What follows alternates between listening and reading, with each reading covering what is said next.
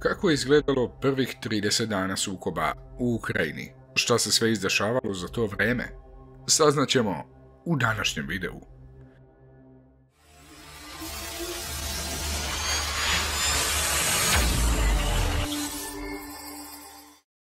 Sve je počelo 24. februara, kada je Putin naredio napad na Ukrajinu. On je poručio da je cilj izvršiti denacifikaciju i demilitarizaciju Ukrajine i pozvao Ukrajince da polože oružje, a imao je i poruku za one koji se protive ovom potezu. Кто бы ни пытался помешать нам, а тем более создать угрозы для нашей страны, для нашего народа, должны знать, что ответ России будет незамедлительным и приведет вас к таким последствиям, которыми вы в своей истории еще никогда не сталкивались.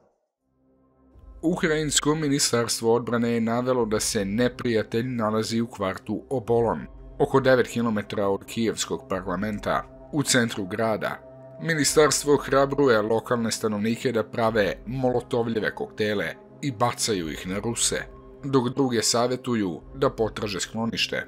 Istog dana američki predsjednik Joseph Biden izjavio je da će uvesti sankcije Rusiji zbog invazije na Ukrajinu i da one neće poremetiti globalna tržišta nafte i prirodnog gasa. Predsjednik SAD-a je u govoru u Beloj kući najavio niz sankcija, među kojima su ograničenje izvoza u Rusiju i sankcije ruskim bankama i kompanijama koje kontroliše država. Ukrajinski predsjednik Volodimir Zelenski pojavio se u videosnimku snimljenom ispred njegove kancelarije u Kijevu, u kom najavljuje borbu u vreme dok ruske snage napreduju ka glavnom gradu. Nećemo položiti oružje, branit ćemo našu državu, rekao je on u snimku, koji je objavljen u subotu ujutru, te je pozvao sugrađane da ne veruju lažima o predaji ukrajinske vojske. Ruski predsjednik Vladimir Putin naredio je vojnom zapovjedništvu da ruske nuklearne snage stavi u stanje visoke pripravnosti zbog izjava koje stižu iz NATO-a i njegovih članica. Završeni su prvi pregovori Ukrajine i Rusije u blizini beloruske granice, tačnije gradu Pripjatu.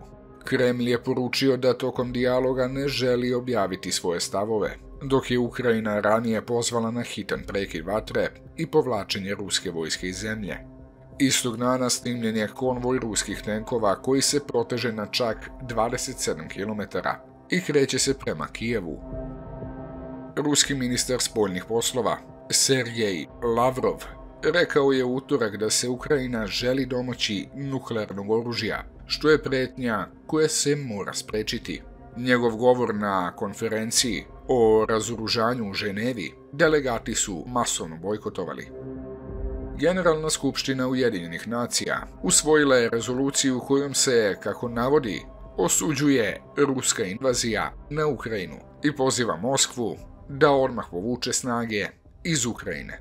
Za rezoluciju je glasalo 141 od 193 članice Generalne skupštine. Imam dojam da najgore tek dolazi. Putin neće stati dok pod kontrolu ne stavi celu Ukrajinu, kazao je predsjednik Francuske Emmanuel Macron nakon razgovora sa Vladimirom Putinom.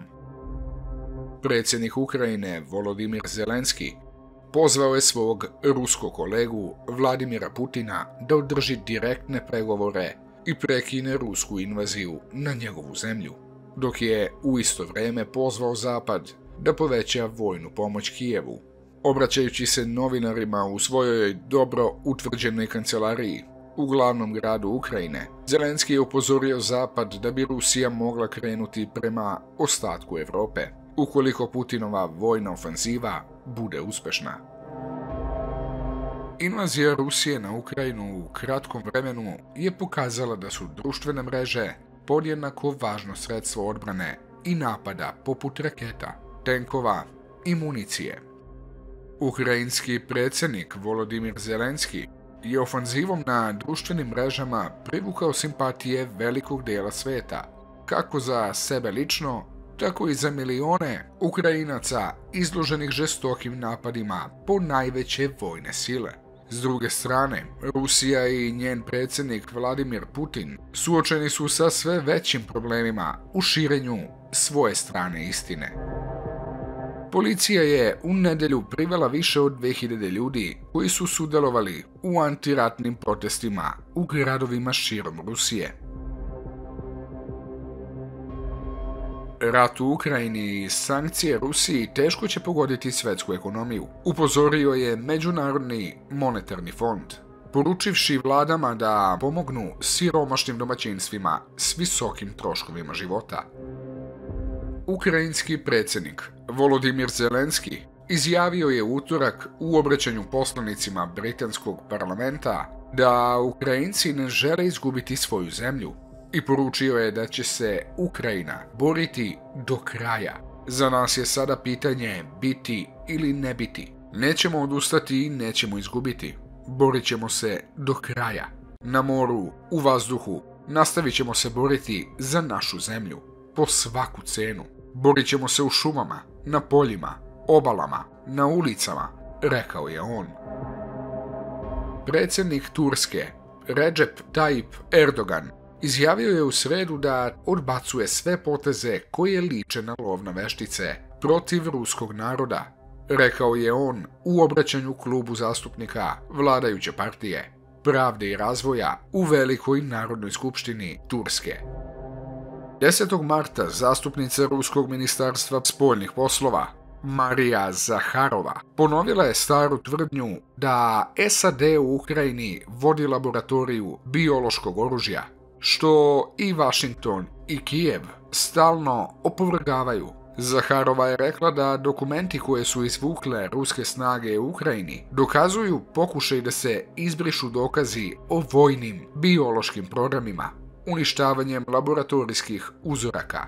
I zaista, ovo zvuči kao istina kada čujete da je Svjetska zdravstvena organizacija preporučila Ukrajini da uništi opasne patogene koji se nalaze u laboratorijama javnog zdravstva u toj zemlji, kako bi spriječila mogućnost njihovog bega i širenja bolesti među stanovništvom. Rusija je zatražila sednicu Vijeća sigurnosti 11. marta kako bi se raspravljalo o vojnim biološkim aktivnostima koje SAD provodi na teritoriji Ukrajine, napisao je u tweetu prvi zamjenik stalnog predstavnika Rusije u Ujedinjenim nacijama, Dmitrij Poljanski.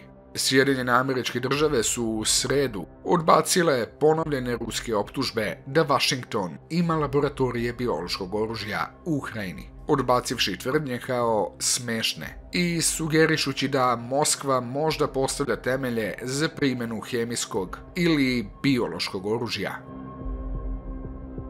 Ako dođe do velikih preseka u izvozu žitarica iz Ukrajine i Rusije i cene porastu širom svijeta, do sljedeće godine milioni ljudi će biti neuhranjeni, pokazuje simulacija UN-ove Organizacije za hranu i poljoprivredu. Ukrajinski predsjednik Volodimir Zelenski izjavio je u nedjelju da je od početka ruskog napada na Ukrajinu ubijeno 13.000 ruskih vojnika. Rekao je da su gubici Rusije u 18 dana veći nego u ratu u Afganistanu. Naveo je da su uništena 74 aviona, 86 helikoptera i više od 1000 oklopnih vozila ruske vojske.